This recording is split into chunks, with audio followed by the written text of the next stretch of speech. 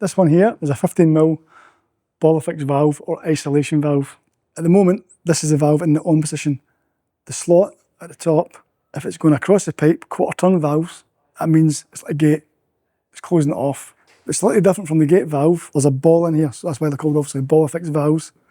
At the moment we can see it is off. When I turn it to the on position, that hole is obviously in line with the flow of water, the way it's coming on off. These are fantastic. You normally find these under wash hand basins, sinks. It just means if you've got a dripping tap or a tap that won't turn off, you can isolate that one tap without turning off the whole house or property. Now where we think the leak comes from, because they always leak, is there's two washers you can see up here. Now even though this valve gets used a couple of times a year maybe, if that, I think these washers either perish or they dry up, and that lets the water that's in this pipe here, that's passing through, come up through the two washers because they're damaged, and then leak out the top. But it's always from that top bit of these two washers.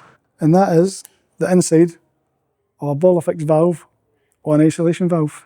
And if they do leak, just change the valve. 22mm check valve. When you get them, you'll have a direction of flow, so the arrow is pointing that way.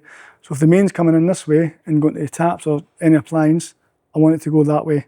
Because when the water starts, or you turn the tap on it up the line, it pushes this gate back, lets the water through, goes to the appliance. If something's happened up line and the water's coming back the way, it's spring loaded, and also the pressure will close that gate and seal it and stop any water coming back down.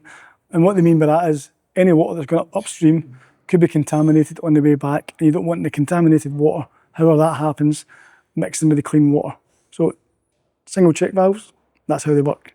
Obviously a double check valve has another gate like that, just further up, and the fitting's a bit long. There's also a test point in the middle. So if one of them break, you can open the test point and find out which one it is. Again, you probably just change it. But that is a single check valve looks like when it's been cut open. Flow of water goes up, opens the gate, anything that comes back, closes off, stop.